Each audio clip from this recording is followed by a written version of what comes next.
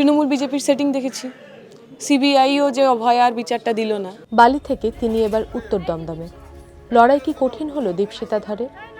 বামেদের তরুণ প্রার্থীদের লড়াই নিয়ে কি বলছেন তিনি? আমাদের রাজনীতির ক্ষেত্রে এই মুহূর্তে দাঁড়িয়ে আমরা যারা এই প্রজন্মের ছেলেমেয়েরা, ইভেন আমাদের যারা বড়রা, পার্টির মনে হয়েছে যাকে যেখানে দিলে আমাদের পার্টির কাজ সবচেয়ে ভালো হতে পারে। এরকম বহু মানুষ রয়েছেন আমার প্রজন্মে যারা নির্বাচনেও লড়ছেন না, তারা অন্য অনেক গুরুত্বপূর্ণ দায়িত্ব পালন করবেন। তাই আমরা ঠিক ওই তৃণমূলের চুচুড়ার এমএলএর মতো নই।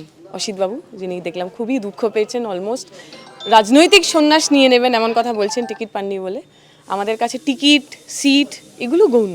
এই এলাকারই বা নিকটবর্তী এলাকারই মেয়ে তিলোত্তমা, তার খুন দেখেছি আমরা, ধর্ষণ দেখেছি, এবং তার বিচার ন্যায় চেয়ে রাস্তায় হাজার হাজার লাখ লাখ লোক দেখেছি।